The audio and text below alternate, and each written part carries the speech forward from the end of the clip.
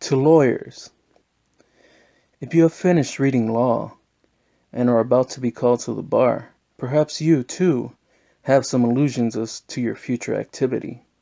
I assume that you are one of the nobler spirits, that you know what altruism means.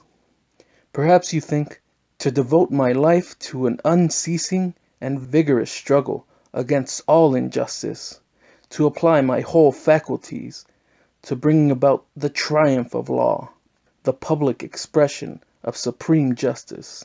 Can any career be nobler? You begin the real work of life confident in yourself and the profession you have chosen. Very well. Let us turn to any page of the law reports and see what actual life will tell you. Here we have a rich landowner. He demands the eviction of a farmer tenant who has not paid his rent. From a legal point of view, the case is beyond dispute. Since the poor farmer can't pay, out he must go. But if we look into the facts, we shall learn something like this. The landlord has squandered his rents persistently in rollicking pleasure. The tenant has worked hard all day and every day. The landlord has done nothing to improve his estate. Nevertheless, its value has trebled in 50 years, owing to the rise in price of land due to the construction of a railway, to the making of new highroads, to the draining of a marsh, to the enclosure and cultivation of wastelands. But the tenant, who has contributed largely towards this increase, has ruined himself.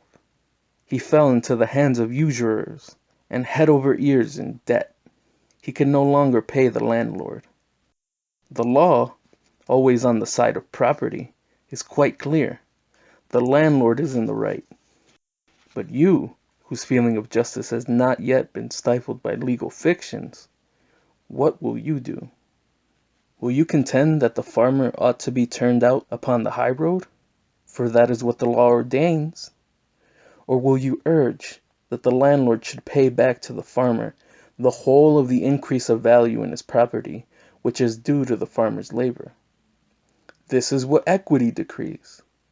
Which side will you take? For the law and against justice? Or for justice and against the law? Or when workmen have gone out on strike against the master without notice, which side will you take then? The side of the law, that is to say, the part of the master, who, taking advantage of a period of crisis, has made outrageous profits, or against the law, but on the side of the workers, who received during the whole time only miserable wages, and saw their wives and children fade away before their eyes? Will you stand up for that piece of chicanery which consists in affirming freedom of contract? Or will you uphold equity, according to which a contract entered into between a man who has dined well and a man who sells his labor for a bare subsistence, between the strong and the weak, is not a contract at all? Take another case. Here in London, a man was loitering near a butcher's shop. He stole a beefsteak and ran off with it. Arrested and questioned, it turns out that he is an artisan out of work, and that he and his family have had nothing to eat for 4 days. The butcher is asked to let the man off, but he is all for the triumph of justice.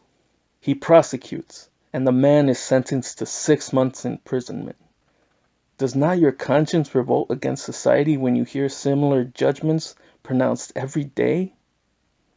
Or again, will you call for the enforcement of the law against this man, who, badly brought up and ill-used from his childhood, has arrived at man's estate without having heard one sympathetic word, and completes his career by murdering his neighbor in order to rob him?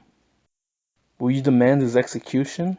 Or, worse still, that he should be imprisoned for 20 years, when you know very well that he is rather a madman than a criminal, and in any case that his crime is the fault of our entire society? Will you claim that these weavers should be thrown into prison who, in a moment of desperation, have set fire to a mill?